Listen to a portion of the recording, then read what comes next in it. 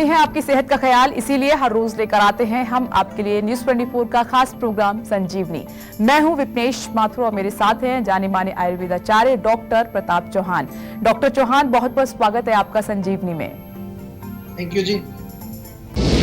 बार बार थकान महसूस होती है, कमर में रहता है तेज दर्द, यूरिन करते समय होती है जलन, तो कहीं आपकी किडनी में स्टोन तो नहीं?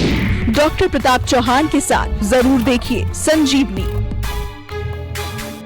किडनी हमारे शरीर का महत्वपूर्ण अंग है। अगर आपको भी किडनी में पथरी या इलाज के बाद भी बार बार किडनी में पथरी हो रही है तो ये आपके लिए कितनी नुकसानदायक हो सकती है और आयुर्वेद में इसका क्या इलाज है, आइए जानते हैं। डॉक्टर चौहान, किडनी में पथरी शरीर और किडनी को किस तरह से नुकसान पहुंचा सकता है?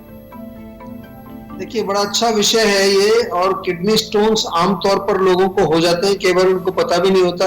कहीं अल्ट्रासाउंड कराने जाते हैं तो पता चलता है कि अच्छा पथरी हो गई है उनको, क्योंकि कई बार जो है बहुत ज्यादा लक्षण उसमें दिखते नहीं है, सिम्टम्स नहीं आते हैं। लेकिन किडनी जो है वो हमारे शरीर का एक बहुत महत्वपूर्ण अंग है, ये आपको जानना चाहिए। 2 किडनी होती हैं और दोनों किडनी जो है हमारे पीछे की तरफ, यहाँ लोअर बैक या मिडिल ऑफ द बैक के नीचे यहाँ पर होती हैं, डायफ्राम के नीचे की साइड में। एक किडनी के अंदर लाखों नेफ्रॉन्स होते हैं, छोटे छोटे से नेफ्रॉन्स होते हैं, जिनको हम कह सकते हैं छलनी का काम करते हैं, छानते हैं, ब्लड को छानते हैं। तो जब किडनी अगर हो जाए, किडनी में अगर स्टोन हो जाएगा तो सबसे पहले तो जो किडनी का फंक्शन है उसमें प्रॉब्लम आने वाली है आपको।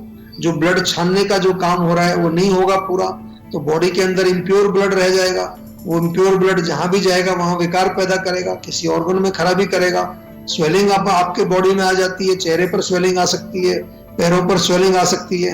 दूसरा जो है इसमें ये भी होता है कि अगर हमारे किडनी में अगर स्टोन है तो जो यूरिनरी ट्रैक्ट है पूरा हमारा, यूरिनेशन का जो पूरा सिस्टम है, वहां पर भी कई कठिनाइयां आ जाती है। कई बार यूरिन ब्लॉक हो जाता है और अगर स्टोन अपनी जगह से कई बार हिल जाता है, खिसक जाता है, तो अंदर कई बार जख्म हो जाता है। और जख्म हो जाएगा तो वहां अगर वो जख्म पड़ा रहा तो वो जख्म धीरे धीरे धीरे बन के कुछ और भी चीज वहां बन सकता है। कई बार कैंसर तक भी बन जाते हैं लोगों को। तो इस रोग को जो है अक्सर लोग लाइटली लेते हैं और बहुत सारी चीजें आप कर सकते हैं, घर पे रहकर भी कई उपाय आप कर सकते हैं। उस सब के बारे में आज आपसे बात करेंगे, ध्यान से सुनिए। बहुत अच्छा विषय है। बहुत सारे लोग हैं ऐसे जिनको किडनी स्टोन होते हैं, कईयों को बार बार होते हैं, ठीक करने के बाद फिर दोबारा हो जाते हैं। वो क्यों होते हैं उसके बारे में भी आपसे विस्तार से बात करेंगे। क्या आप अपनी प्रकृति के अनुसार पीते हैं ग्रीन टी? कौन सी ग्रीन टी करेगी आपको सूट, बताएंगे संजीवनी टिप्स में डॉक्टर चौहान, लेकिन अब से थोड़ी ही देर के बाद। सर, अगला सवाल यह है कि किडनी में अगर पथरी है तो इसके अर्ली साइन क्या हो सकते हैं? देखिए, जैसा मैंने कहा कि किडनी हमारा जो है वो फिल्टर का काम करती है, ब्लड को, खून को साफ करती है, बॉडी के अंदर जो हमारे इलेक्ट्रोलाइट्स होते हैं उनको बैलेंस करती है। तो कई तरह के अर्ली साइंस उसमें दिख सकते हैं। सबसे पहले तो बॉडी में कई लोगों को हल्की सी थकान सी महसूस होती है, क्योंकि खून पूरा साफ नहीं होगा तो उसमें बॉडी में कई बार थकान महसूस होगी।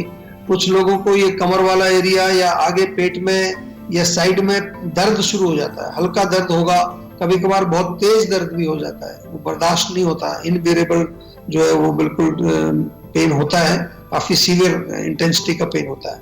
या फिर पेशाब में रुकावट हो जाती है, पेशाब रुक रुक करके आता है, या पेशाब में जलन हो जाती है कुछ लोगों को। यूरिन में बदबू आती है, कई तरह से कोई बहुत स्मेली यूरिन अगर आपका हो, या फिर उसमें कई बार झाग ज्यादा आते हैं, या उसका कलर बहुत डार्क हो जाता है, कई बार बहुत व्हाइटिश कलर हो जाता है। और इसके अलावा जो है फिजिकल बॉडी में देखें तो किडनी स्टोन के कारण कई लोगों को नोसिया यानी कि वोमिटिंग, उल्टी जैसे जी मिचलाने जैसा भी लक्षण कभी कभी दिखता है और कभी कभी उल्टी आ भी जाती है। कई बार आपको पता नहीं चलता कि ये उल्टी क्यों आ रही है, तो हो सकता है वो उसका एक कारण हो। और कभी कभार जो है फीवर भी आ जाता है ज्यादा, कभी अगर यूरिन में इन्फेक्शन टाइप हो जाए स्टोन की वजह से तो बुखार भी आ जाता है। और बुखार में आमतौर पर जो है ठंड लगती है बहुत तेज, जैसे मलेरिया में जो है एक तरह से बहुत तेज से हड्डियां भी जो है ठंडी हो जाती है, उस तरह की जो चिल्स के साथ बुखार आता है। तो ये कुछ लक्षण हैं। अगर आपको ऐसे लक्षण हैं तो एक अल्ट्रासाउंड कराइए जरूर और चेक कर लीजिए कहीं किडनी में पथरी तो नहीं है। अगर है तो घबराने की जरूरत नहीं है, सेहत का नंबर डायल करें, जीवा के डॉक्टर से बातचीत करें और अपनी पथरी का इलाज आयुर्वेदिक तरीके से कराएं, जिससे कि आप बिल्कुल जो है रूट कॉज को पकड़ करके उसको बॉडी से निकाल के एक परमानेंट सॉल्यूशन प्राप्त कर सकते हैं। संजीवनी दर्शक सुनीता जी इस वक्त हमारे साथ फोन लाइन पर मौजूद हैं दिल्ली से। स्वागत है आपका, पूछिए अपना सवाल डॉक्टर साहब से। हाँ जी, नमस्कार जी। मैं सुनीता बात कर रही हूँ दिल्ली से। एक्चुअली मुझे प्रॉब्लम है सर्वाइकल स्पॉन्डिलाइटिस की। मेरी एज है 40 और मुझे ये 6 मंथ से प्रॉब्लम है। मेरा जॉब प्रोफाइल है सिटिंग प्रोफाइल। तो मैं ये जानना चाहती थी कि क्या इस सर्वाइकल स्पॉन्डिलाइटिस का कोई ट्रीटमेंट है आयुर्वेदा में? देखिए, बिल्कुल ट्रीटमेंट है। और ट्रीटमेंट में जो आपने कारण तो आपने खुद ही बता दिया, आपका सिटिंग जॉब है। और सिटिंग जॉब में आम तौर पर लोग जब काम करते हैं तो पोस्चर उनका गर्दन का विशेष रूप से गर्दन थोड़ी आगे झुक जाती है, चाहे आप कंप्यूटर पर काम करते हैं चाहे लिखने का काम करते हैं। तो ये पीछे की जो हमारी मांसपेशियां हैं यहाँ की, ये मांसपेशियां टाइट हो जाती हैं, अकड़ जाती हैं। इसी को जो है सर्वाइकल बोल देते हैं, क्योंकि वहां पर जो हमारी सर्वाइकल वर्टेब्रा है वो थोड़ी खिंच जाती हैं। वहां कई बार जो है डिस्क निकल आती है बाहर, कभी कभार कोई नस दब जाती है, इससे हाथ में पेन आता है। नाम जो है काफी भारी भरकम है, लेकिन मैं आपसे निवेदन करता हूं कि नाम तो आपने समझ लिया, सर्वाइकल स्पॉन्डिलाइटिस या जो भी नाम आपको दिया गया है, उसका थोड़ा अर्थ भी समझने की कोशिश किया करो कि आखिर हुआ क्या है, प्रॉब्लम क्या है। वो अगर आप समझने की कोशिश करेंगे तो आपको जो है उसका निवारण भी मिल जाएगा। जैसे आपने खुद ही कहा कि पोस्चर की प्रॉब्लम है, तो हर 2 घंटे पर उठ करके थोड़ा सा गर्दन को घुमाइए। गर्दन घुमाने से वहां की मांसपेशियां फ्लेक्सिबल रहती हैं। कंधों को थोड़ा घुमाइए, इसको कंधों को घुमाने से भी वहां की जो है मांसपेशियां कंधों के ऊपर की फ्लेक्सिबल रहती हैं। तिल का तेल ले लीजिए, उससे मालिश रोज करिए, सिकाई करिए, या स्पेशल ऑयल, पेन काम ऑयल और पेन काम बाम, दोनों। बाम बहुत अच्छा है हमारा, बाम का भी आप जो है प्रयोग कर सकते हैं इसमें। कई बार तेल लोगों को थोड़ा सा चिकना लगता है तो बाम लगाइए वहां पर, उससे भी रिलीफ मिलेगा। और अगर इंटरनल कोई कारण इसका है, ये तो मैंने पोस्चर के लिए बताया, अगर इंटरनल कोई कारण है यानी कि पेट की खराबी है या फिर जो कोई किसी तरह का वात या पित्त कफ दोष जो हमारे होते हैं उनमें इम्बैलेंस है, फिर इंटरनल मेडिसिन इसमें लेनी पड़ेगी। आप ऐसा नहीं समझिए कि केवल एक्सरसाइज करने से, मालिश करने से ठीक हो जाएगा। दवाइयां भी लेनी पड़ती हैं रोग को जड़ से ठीक करने के लिए। आयुर्वेद में हम पूरी तरह से जो है आपकी चिकित्सा करते हैं, हर लेवल पर चिकित्सा करते हैं, चाहे वो शारीरिक लेवल है, चाहे वो मेंटल लेवल है, चाहे वो आध्यात्मिक लेवल है, हर लेवल पर आयुर्वेद में चिकित्सा आपकी की जाती है। तो आप जो है जीवा से जुड़िए और अपने रोगों को जड़ से ठीक करिए। क्या आप अपनी प्रकृति के अनुसार पीते हैं ग्रीन टी? कौन सी ग्रीन टी करेगी आपको सूट, बताएंगे संजीवनी टिप्स में डॉक्टर चौहान, लेकिन अब से थोड़ी ही देर के बाद। और सर, किडनी की पथरी अगर निकल जाए, इसके लिए क्या घरेलू उपाय हो सकते हैं जो ठीक रहेंगे, और अगर हैं तो वो कौन से हैं?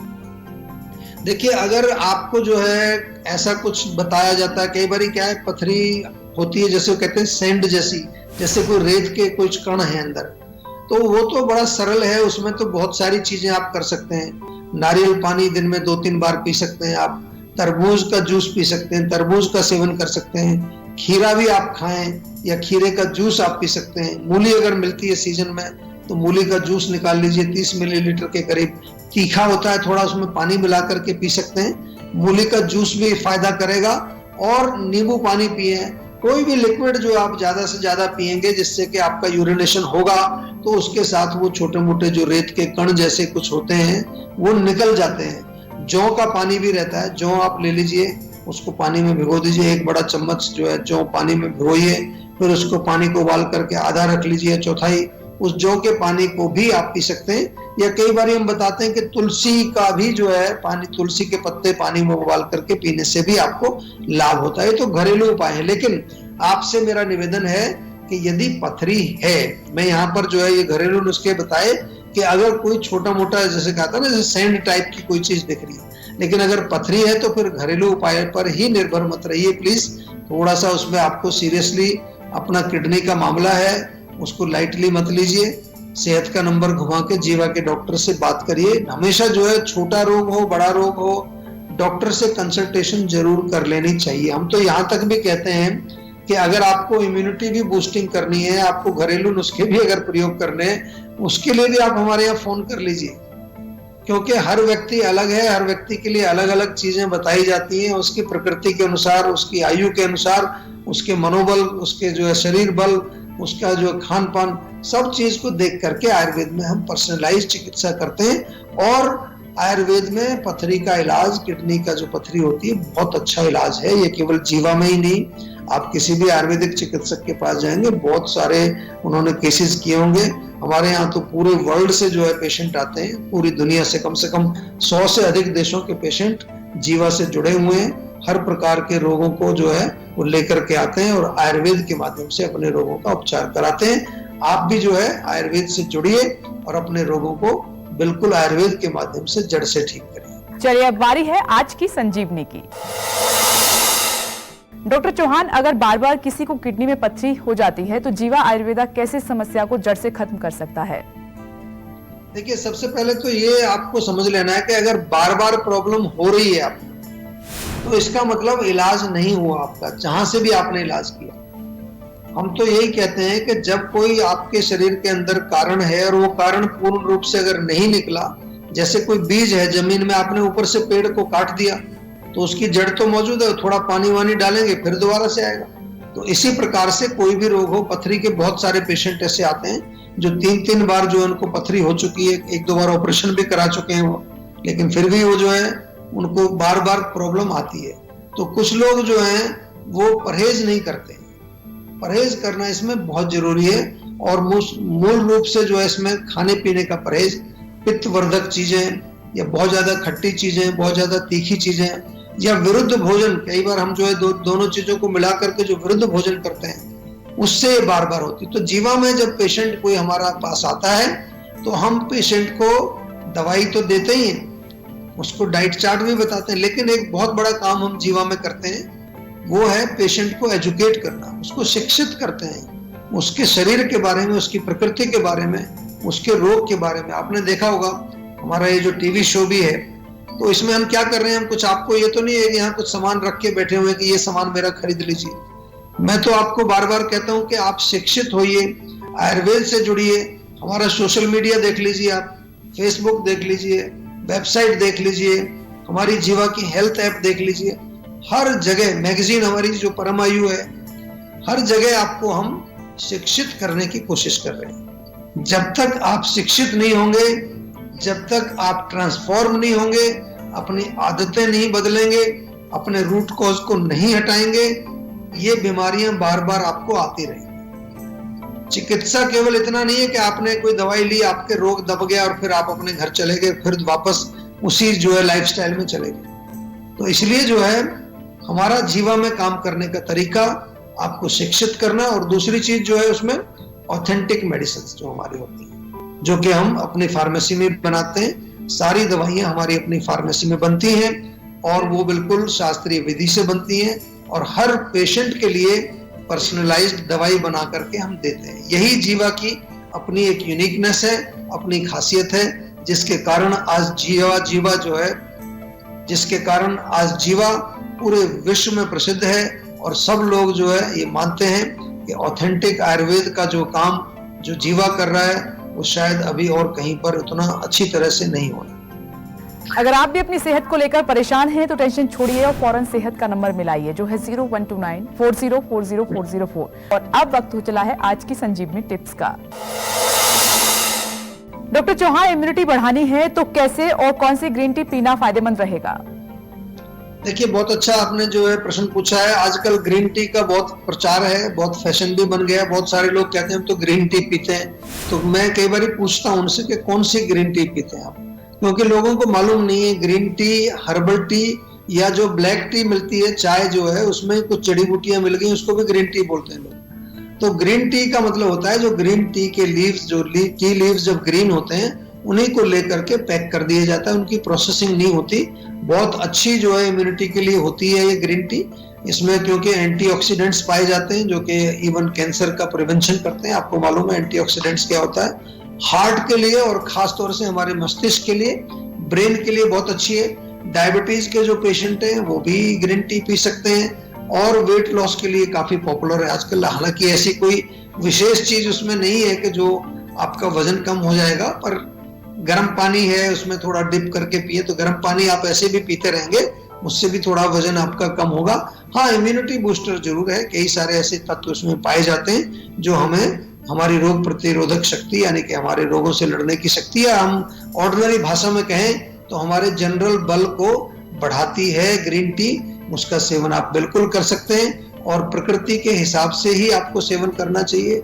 जिन लोगों की पित्त प्रकृति है उनको ग्रीन टी का सेवन कम करना चाहिए। डॉक्टर चौहान, बहुत बहुत धन्यवाद आपका। थैंक यू जी, नमस्कार।